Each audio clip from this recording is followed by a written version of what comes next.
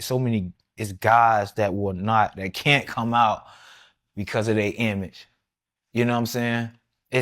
That'll make your eyes go. Because my next guest just testified before a federal grand jury. He says he was in possession of a trove of digital evidence from Diddy's freak-offs and parties. All right, buckle up, because this story dives into a world of glitz, power, and some downright bizarre situations that you won't believe. Picture this. Freddy P, one of the standout personalities from the MTV reality series Making the Band 2, has come forward with some jaw-dropping revelations about his time in the orbit of Sean Diddy Combs. And trust us, these aren't your typical behind-the-scenes anecdotes. We're talking about a glimpse into a world most of us can only imagine. A world where the lines between success, loyalty, and manipulation blur in ways that'll leave you scratching your head. It's just my type of party, man. Just stay to yourself, mind your business. I'm not even looking at you, nasty bitch. Like, I'm just like, I know y'all not looking at me. You get what I'm saying? At that time, man, you just happy to smoke, man, in privacy, man. We were just happy to get away from everybody and get our yeah. Like, when I hear stuff about Puffy right now, I'm like, yo, how far this nigga done came, because Freddy P, who was part of Diddy's group Da Band, has always been vocal about his experiences, but his recent interviews have taken things to a whole new level. He's been spilling details about his encounters with Diddy, including one particular night that left him shaken and questioning everything. Now, Freddy isn't just some random guy off the street. He was handpicked to be part of Diddy's empire, and for a moment, he was living the dream. But that dream quickly turned into something else entirely. My guy, Freddy P, man. Let's get right into it. Diddy, he got indicted. How you feel about that? It was a surprise to me, bro. I ain't even gonna lie to you. Let's set the scene. Freddy found himself at one of Diddy's infamous parties. And no, this wasn't just your average get-together with some music and hors d'oeuvres. We're talking about an atmosphere that could only be described as both dazzling and deeply unsettling. Freddy has described these gatherings as over-the-top spectacles where anything and everything seemed possible, or maybe even expected. The energy was electric, but beneath the glamour, there was something darker lurking. According to Freddy, one of the most shocking moments came when Diddy approached him directly. Freddy claims that Diddy, in his usual larger-than-life style, made a proposition that caught him completely off guard. Allegedly, Diddy offered Freddy a significant amount of money in exchange for what he called a favor. Freddy hasn't gone into explicit detail about what that favor entailed, but he made it clear that it was something that didn't sit right with him. Now, imagine being a young artist who's trying to make it big, and suddenly the person who holds the keys to your career is dangling opportunities in front of you, but with strings attached. It's a power dynamic that feels both intoxicating and terrifying. Did in fact occur, their argument is more than likely going to be that this activity was consensual, that this person was a willing participant, and not only that, but that these individuals assumed the risk of being present at those parties, of engaging and voluntarily engaging in this conduct and being in those spaces, consuming alcohol and things of that nature. Freddy's reaction? He turned Diddy down. He says he felt cornered but refused to compromise his principles, even if it meant risking his place in the group or his career altogether. It's a decision that clearly weighed heavily on him, and he's been open about how the experience left him feeling disillusioned. Freddy describes it as a moment where he realized that the industry wasn't just about talent or hard work. It was also about navigating a minefield of manipulation and control. But that's not all. Freddy has also shared details about the overall vibe of the party, and let's just say it wasn't your typical celebration. He described an environment where boundaries seemed non-existent and where certain behaviors were not only normalized but encouraged. Freddy has talked about seeing things that left him questioning the very nature of the industry he had worked so hard to be a part of. It wasn't just the excess or the eccentricity, it was the way people seemed to lose themselves in the pursuit of pleasing those at the top. Me and you did so many interviews, I never got to ask you, have you ever been to a freak-off? No. But what I can say, but I don't know, because I don't know what the freak-off look like, right? Right? Is it in a private house? Is it in a party or club? Because I've been to clubs where I walked in and people was doing and it was on behalf of Bad Boy. One of the most unsettling aspects of Freddy's story is how he felt targeted by Diddy's advances. Freddy has recounted how Diddy would casually invade people's personal space and make comments that were anything but professional. He's even described moments where Diddy's behavior crossed lines that most people would consider unacceptable. Freddy has said that these experiences left him feeling deeply uncomfortable and ultimately led to his decision to distance himself from Diddy entirely. It wasn't an easy decision to make. Freddy has been candid about the internal struggle he faced. On one hand, walking away from Diddy meant potentially giving up everything he had worked so hard to achieve. On the other hand, staying meant compromising his values and subjecting himself to an environment that he found increasingly toxic. In the end, Freddy chose to walk away, even if it meant starting over from scratch. But the way the club is, I can't lie. I'd rather say I always tell people, the reason I remember this night so well because this is how I prefer to party. Like I went in there, was swinging from the all over the place. It's people getting on. It's people like everybody in their own fucking world, right? Freddy's revelations don't just stop at his personal experiences. He's also spoken out about what he believes is a pattern of behavior on Diddy's part. Freddy has alleged that Diddy has a history of exploiting those around him, particularly when they're at their most vulnerable. He's described how Diddy's charisma and influence can be both mesmerizing and dangerous, creating a dynamic where people feel compelled to say yes to things they would normally never agree to.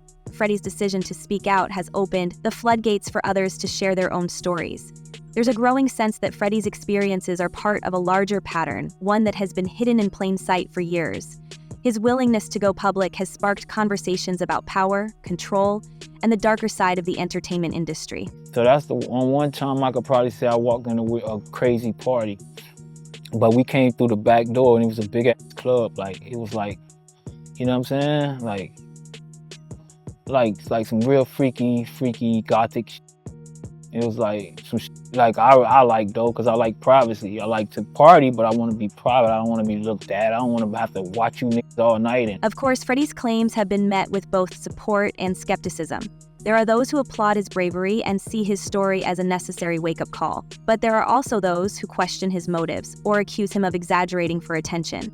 Freddy, however, has remained steadfast in his account, insisting that he's only sharing the truth as he experienced it. What makes Freddy's story even more compelling is the way it contrasts with the carefully curated image that Diddy has projected over the years. Diddy is known for his larger-than-life persona, his business acumen, and his ability to turn virtually anything he touches into gold. He's a man who has built an empire on charisma and ambition. But Freddy's account paints a different picture, one of a man who uses his power in ways that are far from glamorous. What was Puffy doing at the party? Oh, that had done disappeared. He had like his own little section though. Like it was like me, Jadakiss. It was D Block, I think. All us is over here smoking, gambling and shit. I think. It was like white girls here, and it was like some bitches fucking right here. Hard on scissoring, like white girls though. Freddy's revelations have also added fuel to the fire of ongoing rumors about Diddy's behavior. Over the years, there have been whispers and allegations about the way Diddy operates behind closed doors. Freddy's story seems to align with some of those rumors, lending them a new level of credibility. It's a reminder that even the most successful and seemingly untouchable figures have their shadows. In the wake of Freddy's revelations, there's been a renewed focus on the culture of the music industry and the way power dynamics play out. Freddy's story is just one of many, but it serves as a powerful example of the challenges faced by those who dare to speak out. It's a story of courage, resilience, and the refusal to be silenced. So what do we make of all this? Is Freddy P's account a damning indictment of Diddy's behavior, or is it just one side of a complicated story? Whatever the case may be, one thing is clear. Freddy's decision to speak out has forced us to take a closer look at the industry and the people who hold the power within it. And as more details continue to emerge, it's becoming increasingly difficult to ignore the questions that Freddy's story raises about the cost of fame, the nature of loyalty, and the true price of success. Yeah, you see the like, you feel me? Like that type of party, like they don't hide it. They like everybody having fun. Everything was just fun. So I don't know if it was freak off or what. As Freddy himself has said, this isn't just about his experience, it's about a culture that allows these kinds of dynamics to flourish. His story is a call to action, a reminder that change begins with speaking out, even when it's uncomfortable or risky.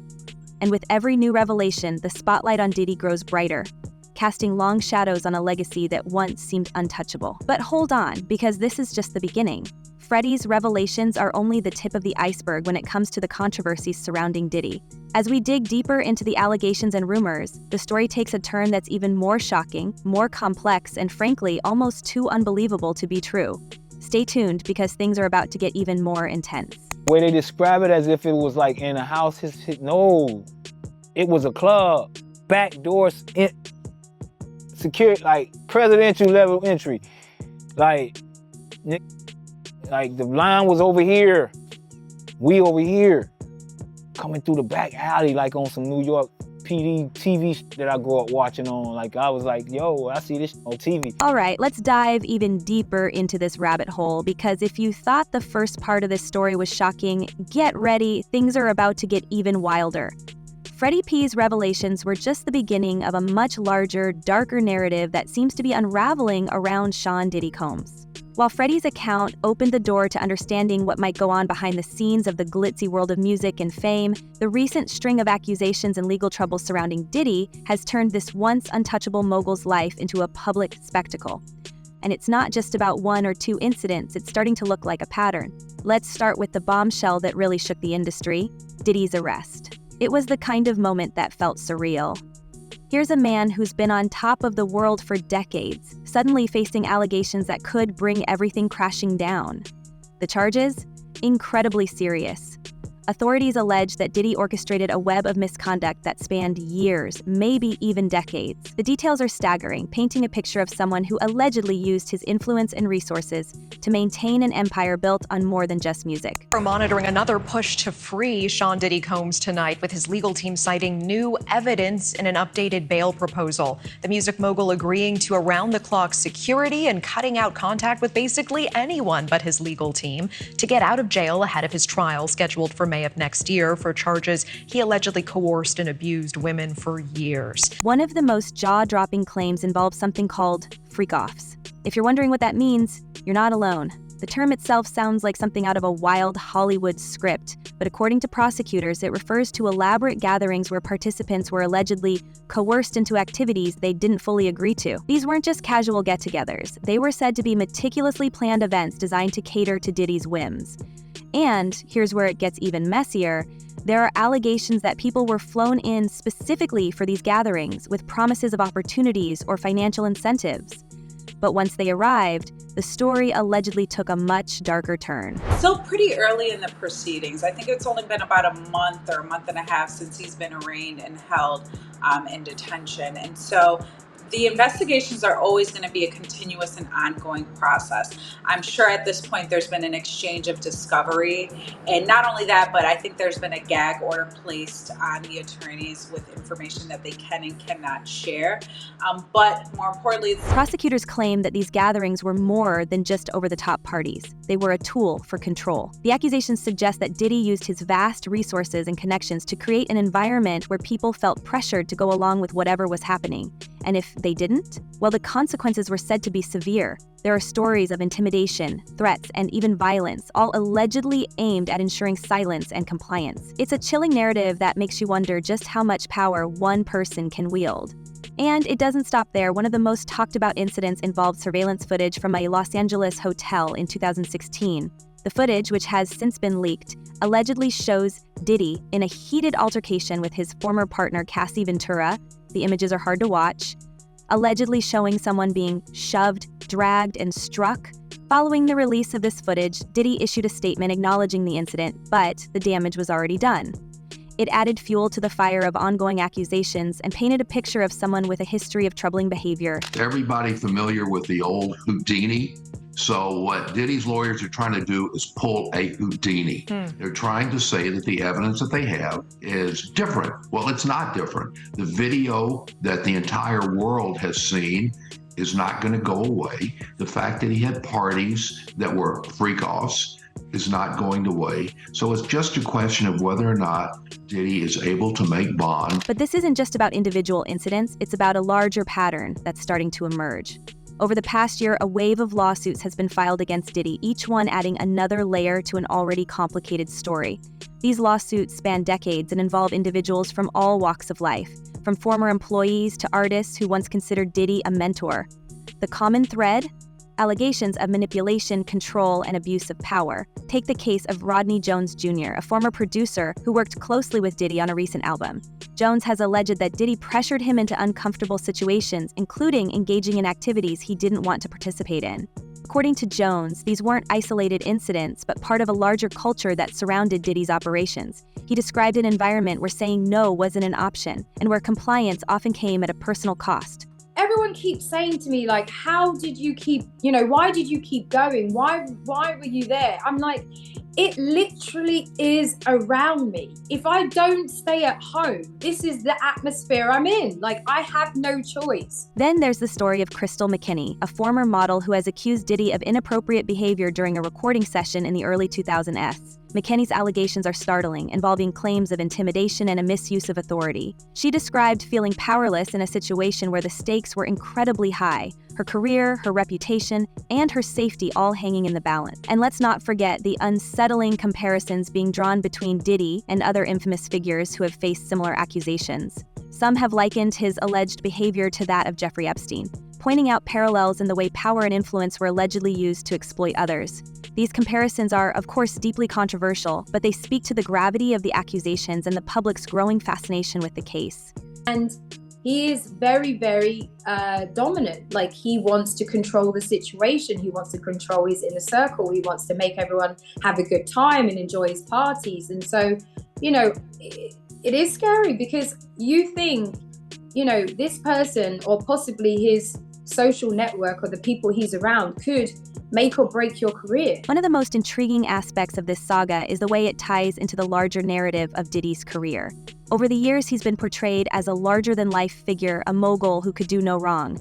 His success stories are legendary, from launching the careers of some of the biggest names in music to building a billion-dollar brand that extended far beyond the recording studio. But as these allegations come to light, they cast a shadow over that legacy, forcing fans and critics alike to reevaluate everything they thought they knew about him. The fallout has been swift and far-reaching. Diddy's business ventures have taken a hit, with some companies distancing themselves from him entirely. Former collaborators are speaking out, sharing their own stories, or simply expressing their shock at the revelations. And the public? Well, the court of public opinion is as divided as ever. Some are quick to condemn, while others are calling for patience and due process. It's a polarizing situation that has sparked heated debates across social media and beyond. If you say the wrong thing, or you complain, or I don't know, there's an element where you're just, I guess manipulated in a way to make you feel like, oh, you have to please everyone around you. You can't say anything wrong. You don't want to say a bad thing, or when they're constantly asking, would you like to do and you're like, well, I don't do and they're like, well, why don't you do? What makes this story even more complex is the sheer scale of the investigation. Authorities have reportedly gathered mountains of evidence, from witness testimonies to digital records. There are rumors of seized devices, encrypted messages, and even financial transactions that could shed light on the allegations. It's a sprawling case that spans multiple jurisdictions, involving agencies from coast to coast.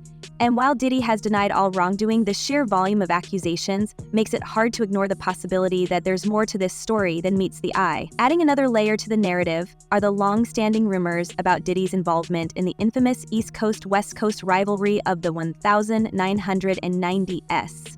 For years, there have been whispers that he played a role in some of the most shocking events of that era, including the untimely passing of Shakur. While no concrete evidence has ever surfaced to support these claims, they've become part of the mythology surrounding Diddy's career. And now, with his current legal troubles making headlines, those old rumors are being dredged up once again, adding fuel to an already blazing fire. I don't know the consequences of what that could have been. So I didn't really talk about it. I should have gone to the police. I should have said something other than to my agent. I'm just thankful that there was somebody there. There was somebody at that party who helped me, because I could have ended up in a really bad situation. As we look at the bigger picture, it's clear that this story is about more than just one man. It's about the culture of an industry that has long been plagued by allegations of exploitation and abuse. It's about the way power can be used to silence and control, creating an environment where speaking out feels impossible. And it's about the reckoning that seems to be unfolding before our eyes, a moment where the walls of secrecy are starting to crumble, revealing a truth that many have long suspected but few have dared to confront. So where does this leave us? Is Diddy the mastermind behind a web of misconduct, as some are claiming? Or is he the victim of a coordinated effort to bring him down, as his defenders insist? The truth, as always, lies somewhere in between. What's clear is that this story is far from over. With ongoing investigations, pending court cases, and new revelations emerging almost daily, it feels like we're only scratching the surface of a narrative that's as complex as it is disturbing. He was using, allegedly, these events to invite them back to these private mansion parties and hotel parties and God knows what else. But he was utilizing the branded events to be able to, get the girls to come over to his private spaces. As we wait for more answers, one thing is certain: the world will be watching. Diddy's case has become a lightning rod for conversations about accountability, power, and the dark side of fame. It's a story that forces us to ask tough questions, not just about him, but about the industry and the culture that allowed this to happen. And as the spotlight continues to shine on one of the most influential figures in music history, it's clear that this is a moment of reckoning that will leave no one untouched. What do you think? Could this be the unraveling of an empire, or is there more to the story than we know? Let us know your thoughts. Until next time, stay curious.